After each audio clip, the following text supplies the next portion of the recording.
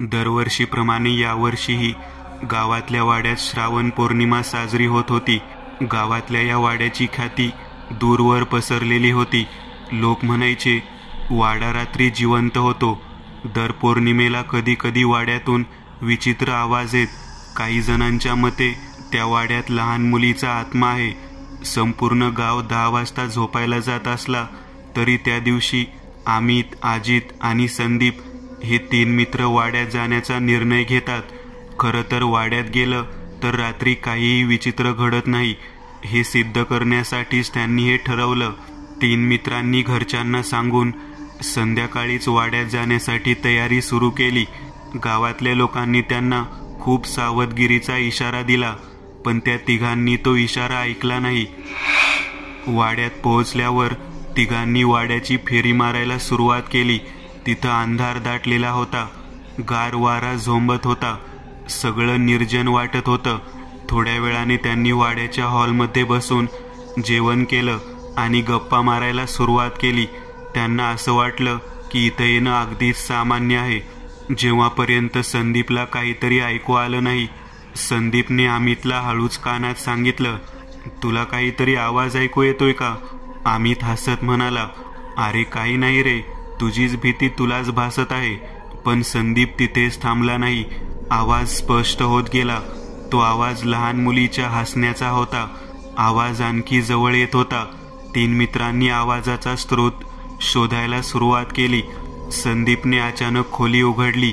ती खोली संपूर्ण काळोखात बुडालेली होती, पण त्या खोलीत एक छोटासा दिवा मंदपणे लुकलुकत होता. खोलीच्या एका कोपऱ्यात चटईवर बसलेली एक लहान मुलगी दिसली. ती खेळण्याने खेळत होती, पण खेळणे आपोआप हालत होतं. ती मुलगी हसत होती आणि तिचे हसणे आता संदीपच्या कानात स्पष्ट ऐकू येत होतं. तिचे कपडे सफेद होते, पण ते काळ्या धाग्यांनी शिवलेले होते. संदीपने भीतीने मित्रांना बोलावलं, ही तीच आहे. त्याच्या तोंडातून शब्द फुटले. मित्रांनी घाबरत खोलीत प्रवेश केला, पण जसा त्यांनी आत पाऊल टाकलं, ती मुलगी एकदम गायब झाली. खोलीतील हसण्याचा आवाज आता कर्णकर्कश झाला होता. दरवाजे आपोआप बंद झाले. खोलीत संपूर्ण काळोख पसरला. अमित आणि अजितला काहीच समजत नव्हतं. ते घाबरून गेले होते. आपण इथून बाहेर पडू, अजित चाचरत बोलला.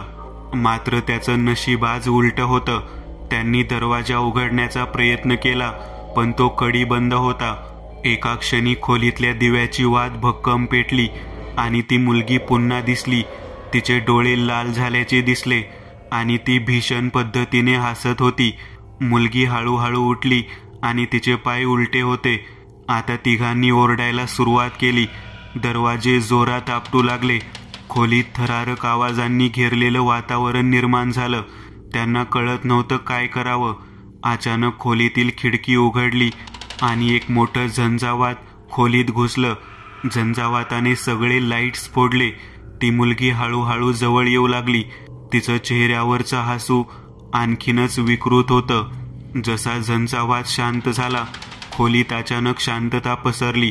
मित्रांना काहीच दिसत नव्हतं. मग अचानक दरवाजा उघडला आणि 3 मित्रांनी जीवाच्या आकांताने वाड्याबाहेर धाव घेतली. त्यांची हृदय जोरात धडधडत होती.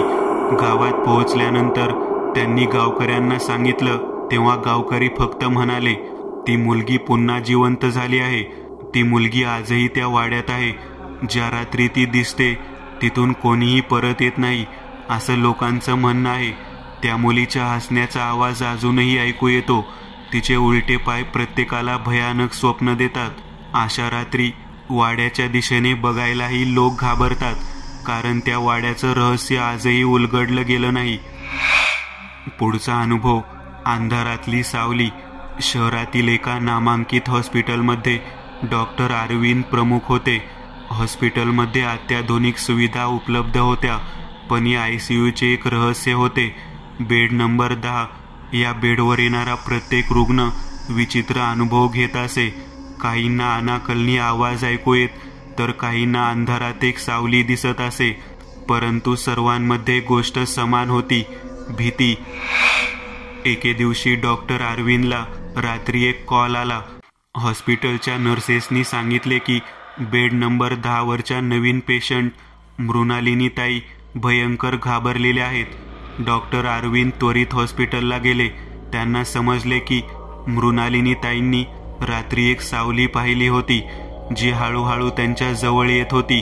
त्याचवेळी एका गडबडीत आवाजाने त्या सावलीने काहीतरी पुटपुटलं होतं, ज्यामुळे मृणालिनीताईंना खूप घाबरवलं होतं. डॉक्टर अरविंदने हे ऐकून निर्णय घेतला की त्या रात्री ते स्वतःच त्या बेड नंबर 10 वर झोपणार होते. रात्रीच्या शांततेत ते बेडवर झोपले आणि थोड्याच वेळात त्यांना झोप लागली. अचानक त्यांना थंडगार वारा जाणवला आणि त्यांची झोप उडाली. त्यांनी डोळे उघडले तर बेडच्या पायथ्याशी एक काळी सावली दिसली जी हळूहळू त्यांच्याकडे येत होती. सावली जवळ येताच ती अधिक स्पष्ट झाली. एका तरुण महिलेचा आकार होता. तिचे केस मोकळे आणि तोंडाने विचित्र आवाज येत होते. डॉक्टर अरविंद यांचे हृदय वेगाने धडधडू लागले. सावली त्यांच्या डोक्याजवळ आली आणि तिने पुटपुटायला सुरुवात केली. डॉक्टर, मला सोडवा, मला यातून बाहेर काढा. त्या क्षणी डॉक्टर अरविंदला समजलं की ही आत्मा होती जी कुठेतरी अडकली होती. त्यांनी तिला विचारले, तू कोण आहेस? तुला कसा त्रास होतोय? त्या आत्म्याने उत्तर दिलं, माझं नाव कावेरी आहे.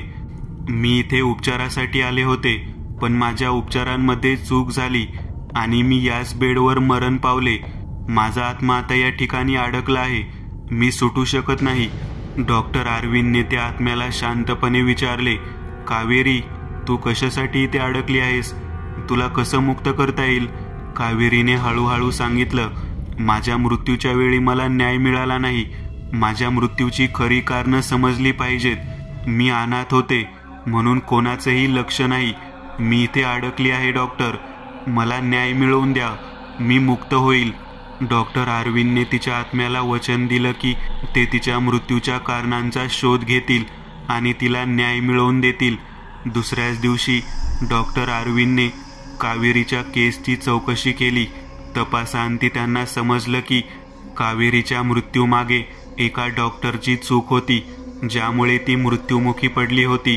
डॉक्टर अरविंदने त्या डॉक्टरांविरुद्ध तक्रार दाखल केली आणि हॉस्पिटल प्रशासनाने ती केस पुन्हा तपासली. काही दिवसांतच त्या डॉक्टरवर कारवाई झाली आणि कावेरीला न्याय मिळाला. त्याच रात्री डॉक्टर अरविंदला स्वप्नात कावेरी दिसली. तिचा चेहरा आता शांत आणि प्रसन्न होता. ती डॉक्टर अरविंदकडे हसत म्हणाली, धन्यवाद डॉक्टर, तुमच्यामुळे मला मुक्तता मिळाली. त्या दिवसापासून हॉस्पिटलच्या ICUच्या बेड नंबर 10 वर कोणत्याही रुग्णाला त्रास झाला नाही. बेड नंबर 10चं रहस्य आता इतिहासात जमा झालं होतं आणि कावेरीचा आत्मा अखेर शांत झाला होता. पुढचा अनुभव. एका शून्यातून अचानक प्रकट झालेल्या त्या एका रात्रीने विनी आणि रोहनच्या जीवनात गोंधळ घालवला. त्यांच्या प्रेमळ आणि सामान्य जीवनात आलेला हा अनपेक्षित वळण त्यांच्या नशिबाला एक वेगळं स्वरूप देणार होतं. ती एक साधारण संध्याकाळ होती. दोघेही महाबळेश्वरच्या सहलीवर निघाले होते. मुंबईच्या गोंधळातून थोडं शांत, रम्य असा निसर्ग अनुभवण्याचा त्यांचा हेतू होता. गाडीने वाईच्या घाटाच्या दिशेने निघाल्यानंतर काही अंतरावर असलेल्या बुवासाहेबाच्या मंदिराजवळ त्यांनी एक क्षण विश्रांती घेतली. विनीने मंदिराच्या प्रसन्नतेत हात जोडले, तर रोहन थोडासा थकलेला असल्याने फक्त गाडीतच बसला. त्यावेळी वातावरण अजूनही नेहमीप्रमाणेच होते, परंतु पुढील क्षणामध्ये काहीतरी अदृश्य, असामान्य घडणार होतं. गाडी परत घाटातून चालू लागल्यावर अंधार अधिकच गडद झाला. झाडांची सावली इतकी गडद होती की त्या सावल्यांमध्ये काहीतरी विचित्र दडलेलं असल्याची जाणीव होत होती. झाड जणू एका दुसऱ्या जगातील दाराप्रमाणे दिसत होती. वातावरणातला तो भार अजीब होता, जणू काही त्या जागेवर भूतकाळातील पापाचा शाप होता. विनी खिडकीतून बाहेर पाहत होती. तिच्या मनात एक विचित्र अस्वस्थता निर्माण झाली होती. अचानक तिला एका भयानक वाटणाऱ्या आवाजाने धक्का दिला. जणू काही कुणीतरी जोरात हसत असल्याचा आवाज तिने ऐकला. तिने रोहनकडे पाहिले. तो देखील त्या आवाजाने थोडासा घाबरला होता, परंतु त्याने स्वतःला सावरून तिला दिलासा दिला की काही नाही, जरा थोडी गर्दीतून निघालो की सगळं ठीक होईल. पुढील काही मिनिटात त्यांनी तो घाट पार केला आणि पाचगणीच्या दिशेने वळले. परंतु काही अंतर गेल्यावरच त्यांना समोरच्या रस्त्यावर एक विचित्र आकृती दिसली. ती एक लांब काळी सावली होती, जणू काही ती त्यांना खायला टपली होती. रोहनने गाडी थांबवली आणि ती आकृती अदृश्य झाली. त्यांना काय घडतंय ते कळलं नाही, परंतु त्यांच्या मनात भीतीची लहर पसरली होती. गाडी थोडी पुढे गेल्यानंतर ती आकृती पुन्हा समोर आली. यावेळी ती अधिक स्पष्ट होती. तिचे डोळे लाल आणि शरीरावर काळे कपडे होते. तिने त्यांच्याकडे पाहताच विनीच्या मनात भीतीचा एक जोरदार लहर उमटला. ती आकृती जणू काही त्यांना ताब्यात घ्यायला निघाली होती. रोहनने गाडी वेगाने चालवायला सुरुवात केली, पण ती आकृती त्यांच्या मागे लागली होती. विनीने घाबरून काल भैरव अष्टकाचे पठण सुरू केले. त्या आकृतीचा वेग वाढत होता, परंतु विनीचा आवाज वाढत चालला होता. रोहनची घाईच तो अधिक वेगाने गाडी चालवू लागला, परंतु तो आकृतीचा प्रभाव त्यांच्या मनावर आणि गाडीवरही पडत होता. त्यांनी तेथून निसटण्याचा प्रयत्न केला, परंतु काही क्षणांनी गाडी अचानक थांबली.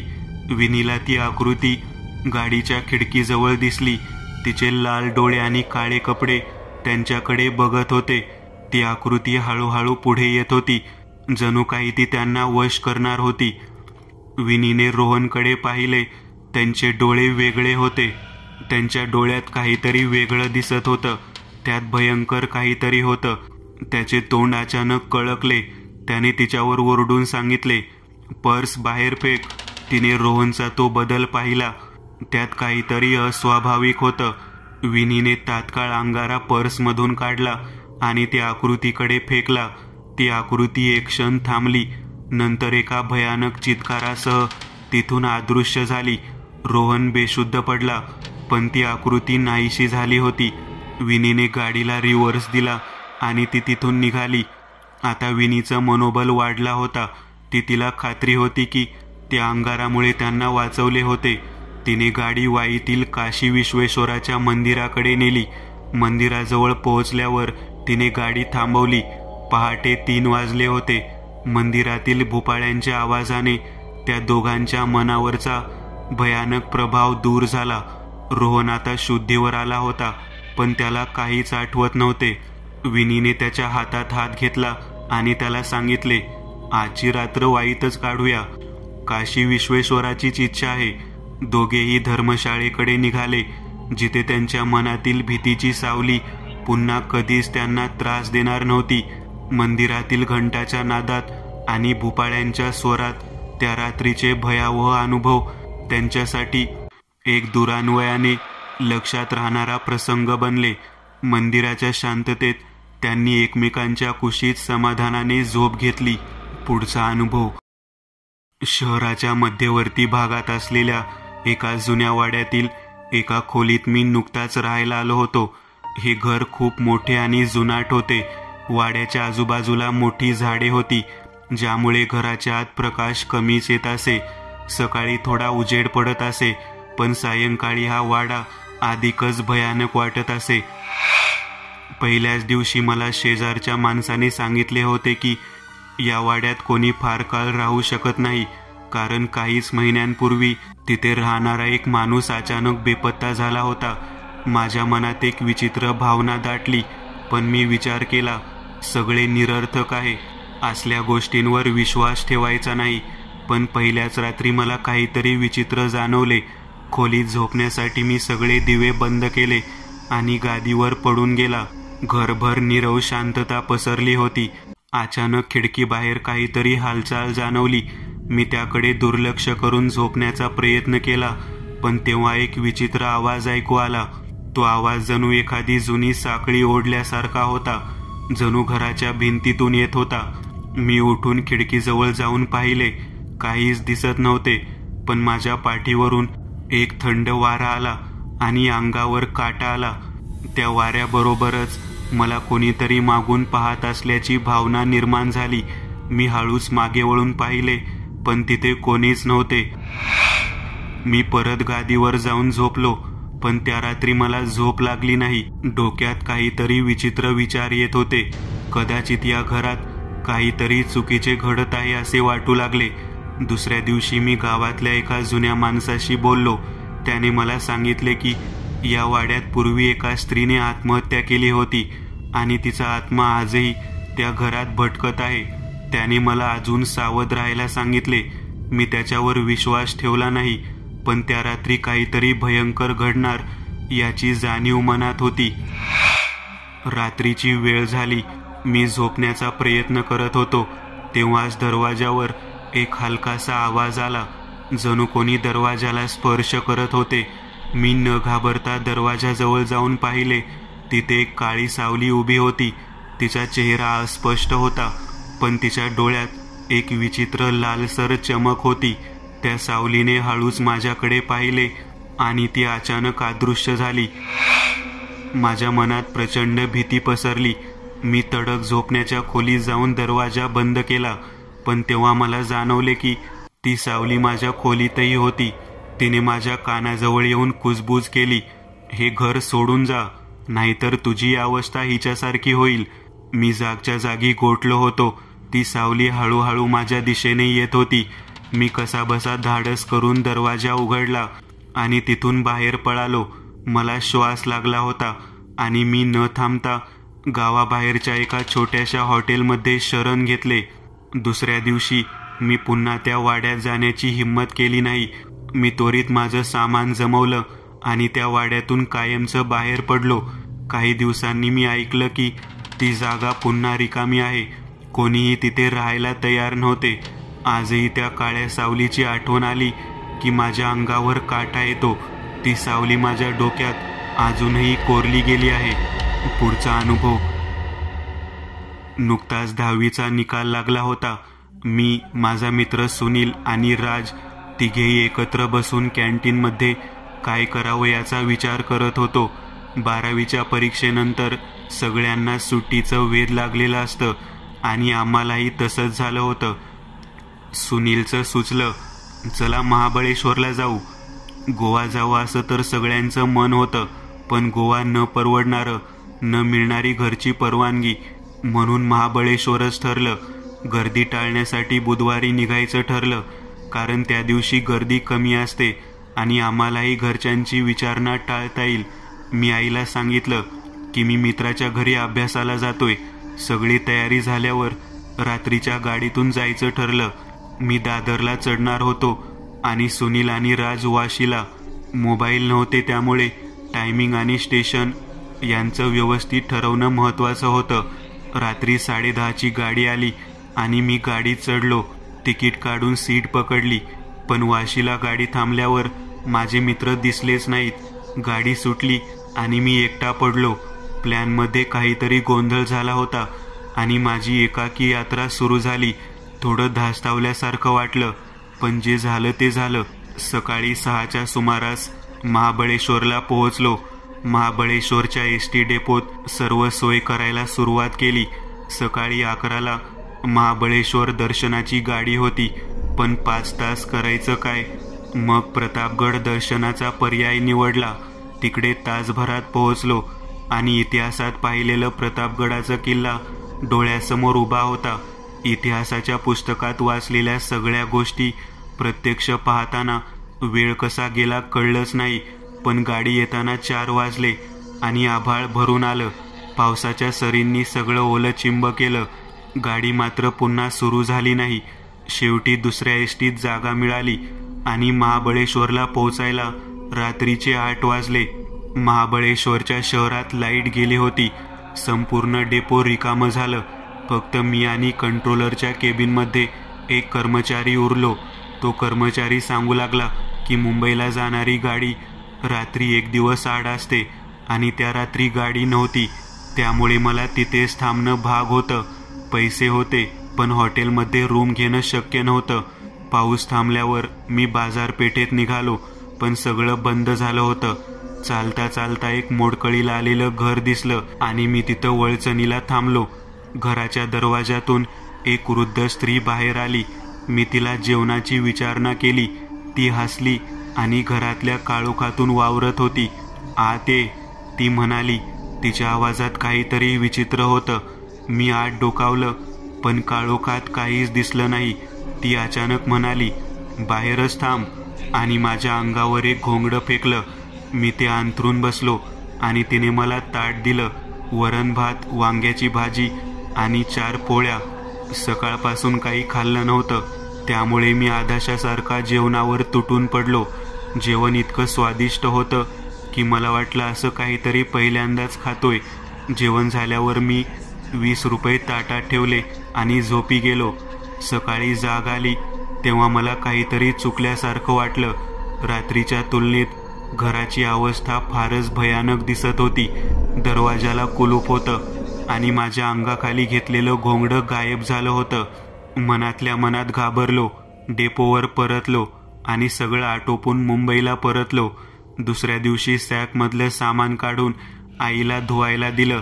थोड्याच वेळात आईनं माझ्या हातात 20 रुपये ठेवले. ते तेच पैसे होते जे मी ताटात ठेवले होते. अंगावर काटा आला. त्या रात्री काय घडलं हे कधीही विसरू शकलो नाही. असा तो एकाकी प्रवास, जेव्हा कधीही न समजलेलं भयावह अनुभव माझ्या वाट्याला आले. पुढचा अनुभव ठाण्यातील एका जुन्या उंच इमारतीतील एका सोसायटीचा फ्लॅट सौरभ आणि शिवानीला कंपनीकडून दिला गेला. दोघंही नवीन नोकरी आणि नवीन शहर यामध्ये गुंतले होते. रोजची धावपळ, उशिरा ऑफिसमधून घरी येणं, बाहेरचं जेवण आणि मग फक्त घरी येऊन झोपणं, अशी त्यांची दिनचर्या होती. पहिले काही दिवस नॉर्मल गेले, परंतु एका रात्री सौरभ आणि शिवानी नेहमीपेक्षा जास्त उशिरा घरी आले. त्यांच्या फ्लॅटच्या मजल्यावर पोहोचताच त्यांनी पाहिलं की एक वृद्ध माणूस त्यांच्या दाराजवळ झोपला होता. सौरभने त्या माणसाकडे दुर्लक्ष केलं आणि दोघेही घरात गेले. रात्री साधारणतः मध्यरात्री दारावर जोरात टकटक झाली. सौरभने दार उघडलं, पण बाहेर कोणीच नव्हतं. पॅसेज रिकामा दिसत होता. त्याने याकडे फारसं लक्ष दिलं नाही. दुसऱ्या रात्री पुन्हा दारावर टकटक झाली, पण उघडलं तर बाहेर कोणीच नव्हतं. तिसऱ्या दिवशीही तोच प्रकार झाला. सौरभला आता असं वाटायला लागलं होतं की कोणी त्यांची थट्टा करतंय. चौथ्या रात्री मात्र सौरभला दार उघडायचं नाही असं ठरवलं. पुन्हा दारावर जोरात टकटक झाली, पण त्याने यावेळी दुर्लक्ष केलं. त्याचवेळी त्याला अचानक असं वाटलं की कोणी त्याच्या बाजूला उभा आहे. त्याने पाहिलं तर तोच वृद्ध माणूस, जो काही दिवसांपूर्वी त्यांच्या दारासमोर झोपलेला होता. सौरभला खूप घाबरल्यासारखं झालं. त्या वृद्ध माणसाने त्याचा गळा धरला आणि बेसूर आवाजात बोलला, दार उघडून पाणी दे, नाहीतर तुझं रक्त पिऊन पोट भरतो. त्याच्या चेहऱ्यावर खुनाची लालसा दिसत होती. सौरभ त्याच क्षणी बेशुद्ध झाला. सकाळी किचनमधून येणाऱ्या आवाजाने सौरभची झोप उडाली. किचनमध्ये त्याने शिवानीला पाहिलं. त्याने घाबरलेल्या आवाजात शिवानीला रात्रीचं सगळं सांगितलं. दोघंही घाबरले होते आणि लगेच खाली वॉचमनकडे गेले. त्यांना वाटलं की काहीतरी भयानक आहे. वॉचमनला घडलेलं सांगितल्यावर त्याने भीतीने त्यांच्याकडे पाहिलं आणि सांगायला सुरुवात केली, तुमच्या फ्लॅटमध्ये पूर्वी एक वृद्ध जोडपं राहायचं. त्यांना मूल नव्हती. वृद्ध बाई मेल्यावर तो माणूस पूर्णपणे खचला होता.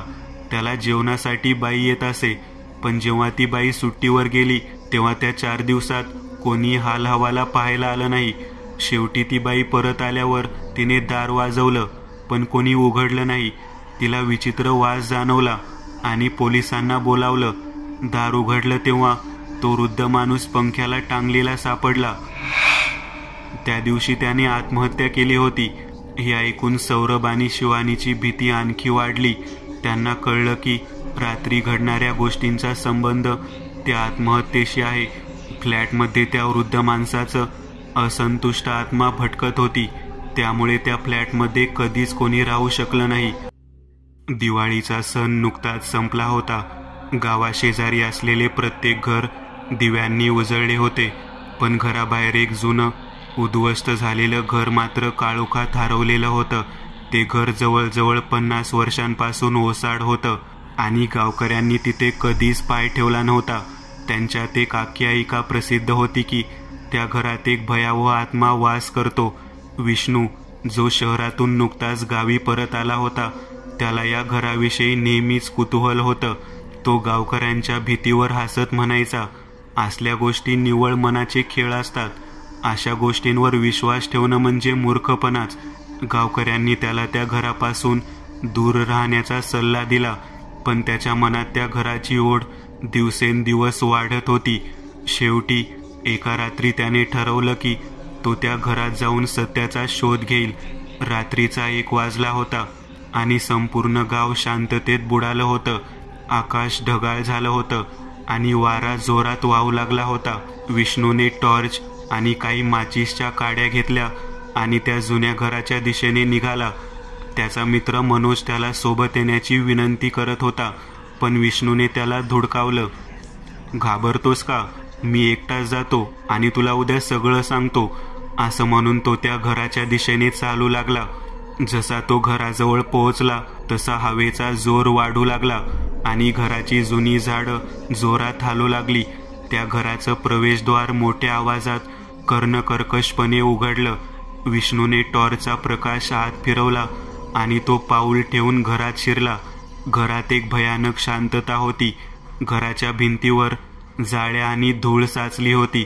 हरवलेल्या खिडक्यांमधून शिरणाऱ्या थंड वाऱ्याने वातावरणात अजूनच भयानकता निर्माण केली. तो थोडा पुढे गेला असता त्याला एका खोलीत काहीतरी हालचाल झाल्याचा आवाज आला. त्याचं काळीज धडधडू लागलं, पण त्याने स्वतःला धीर दिला. हे फक्त माझं मन आहे जे मला घाबरवतंय, तो स्वतःशीच बोलला. तो आवाजाच्या दिशेने गेला आणि खोलीत डोकावलं. तिथे फक्त जुनी मोडकळीला आलेली फर्निचर होती. कशाचाही मागमूस नव्हता. विष्णू परत फिरणार होता तेवढ्यात अचानक एका कोपऱ्यातून एक शीतल वाऱ्याचा झोत आला. त्या वाऱ्यात काहीतरी असं होतं जे त्याला विचलित करणारं होतं. अचानक त्याच्या टॉर्चने काम करणं बंद केलं आणि खोली पुन्हा अंधारात बुडाली. विष्णूने माचीस काढली आणि एक काडी पेटवली, पण त्या क्षणी त्याला एका व्यक्तीचा अस्पष्ट चेहरा समोर दिसला. तो चेहरा स्पष्ट होताच विष्णूच्या अंगावर शहारे आले. एक विचित्र दिसणारी बाई पांढरं वस्त्र घालून त्याच्या समोर उभी होती. तिचे केस मोकळे झालेले होते आणि तिच्या डोळ्यात असं काही होतं जे मृत्यूपेक्षाही भयानक वाटत होतं. तिने आपला हात पुढे केला, जणू काही ती त्याच्याकडे काहीतरी मागत होती. विष्णूला धडधडणाऱ्या हृदयाच्या आवाजाखेरीज काहीही ऐकू येत नव्हतं. त्याने मागे फिरून पळायचा प्रयत्न केला, पण त्याच्या पायांना जागाच मिळाली नाही. तो जणू काही तिथेच गोठून गेला होता. ती बाई आता त्याच्या जवळ येत होती. तिच्या ओठांतून कुठली तरी अस्पष्ट कुजबूज ऐकू येऊ लागली, जणू काही ती त्याच्याशी बोलत होती. तिचा चेहरा वेडसरपणे वाकला आणि ती जोरात किंचाळली. त्या किंचाळण्याने संपूर्ण घर हादरलं आणि विष्णूने शेवटी आपलं बेशुद्ध शरीर त्या घराच्या बाहेर ओढलं. तो कसा तरी घराच्या बाहेर आला आणि थेट गावात पळत सुटला. त्याला काहीच कळत नव्हतं, फक्त जीवाच्या आकांताने तो धावत होता. गावात परतल्यावर त्याने दरवाजा धडाधड वाजवला. मनोजने दरवाजा उघडताच विष्णूने त्याच्या मिठीत अंग टाकलं. त्याच्या चेहऱ्यावर भीतीचं ओझं स्पष्ट होतं. विष्णूने थरथरत आपली कथा सांगायला सुरुवात केली. त्याच्या डोळ्यात अजूनही त्या बाईचा चेहरा होता. मनोज आणि बाकी गावकरीही त्याचं वर्णन ऐकून थरथर कापू लागले. ती बाई कोण होती? मनोजने विचारलं. त्यावेळी गावातील एक वयोवृद्ध गृहस्थ पुढे आले आणि म्हणाले, ती बाई पूर्वी या घरात राहायची. पतीच्या मृत्यूनंतर ती वेडसर झाली आणि अखेरीस तिने स्वतःला फाशी लावून घेतलं. तिच्या आत्म्याला आजही शांती मिळालेली नाही आणि ती जो कोणी त्या घरात जातो त्याच्याकडून आपल्यासाठी न्याय मागते. विष्णूला आता त्या रात्रीचं खरं भय समजलं होतं.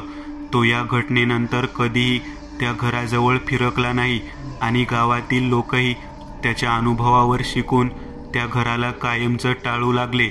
त्या घरातल्या आत्म्याचं सत्य कधीच पूर्णपणे उघड झालं नाही, पण गावकऱ्यांच्या मनात तिची भीती कायमची बसली होती. पुढचा अनुभव. बँगलोर शहराच्या बाहेर एका शांत आणि निर्मनुष्य परिसरात एक प्राचीन बंगला होता, ज्याचं नाव होतं काळी हवेली. या बंगल्यात एक काळजीपूर्वक रचलेली भयपट चित्रपटाची शूटिंग सुरू होती. हा बंगला निवडण्याचं कारण होतं त्याच्या भयानक आणि रहस्यमयी इतिहासामुळे. कथानकात तो एक शापित हवेली दाखवण्यात येणार होता, ज्यात भूत, आघोरी शक्ती आणि रहस्यमयी घटना घडणार होत्या. चित्रपटाचं शूटिंग नायक अभय, नायिका सिया आणि इतर कलाकारांच्या टीमसोबत जोरात सुरू झालं. पहिल्या काही दिवसात सगळं काही सामान्य होतं, पण तिसऱ्या दिवसापासून विचित्र घटना घडायला लागल्या. रात्रीच्या सीनच्या शूटिंगसाठी अभय आणि सिया हवेलीच्या अंधाऱ्या खोलीत होते. कॅमेरा रोल होण्याआधीच अचानक एका कोपऱ्यातून कुजबुजण्याचा आवाज यायला लागला.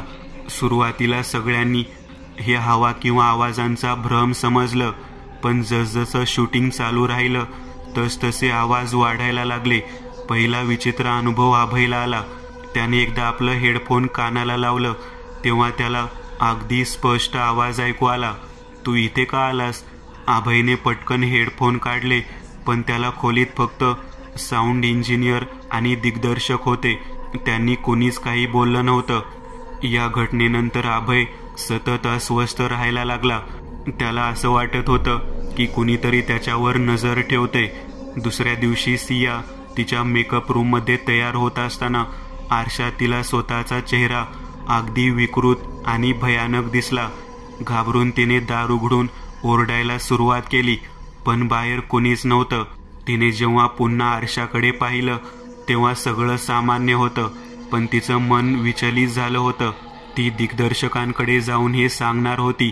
तेवढ्यात दिग्दर्शकांनी कळवलं की एका क्रू मेंबरचा अपघात झाला आहे. त्याच बंगल्याच्या जिन्यावरून पाय घसरून पडला, पण त्याने सांगितलं की त्याला कोणीतरी धक्का दिला. त्यानंतर सगळेच भयभीत झाले. प्रत्येकजण आपापल्या परीने या हवेलीतल्या अघोरी गोष्टीचा अनुभव घेत होता.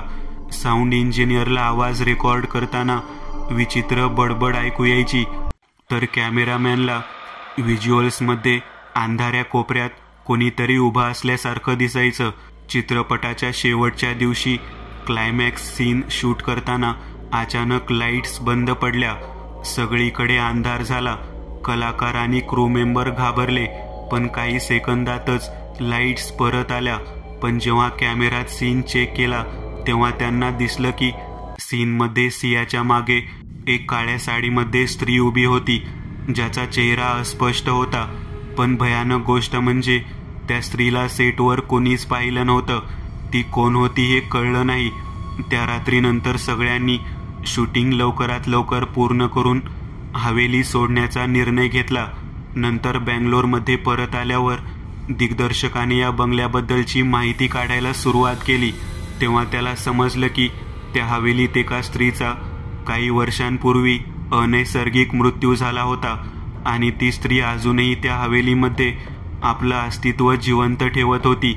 चित्रपट पूर्ण झाला, पण या भयानक अनुभवांनी त्यातील सगळे कलाकार आणि क्रू कायमचे बदलून गेले होते. या चित्रपटाच्या प्रदर्शनानंतरही त्याचे शूटिंग दरम्यानचे अनुभव लोकांना हादरवणारे होते.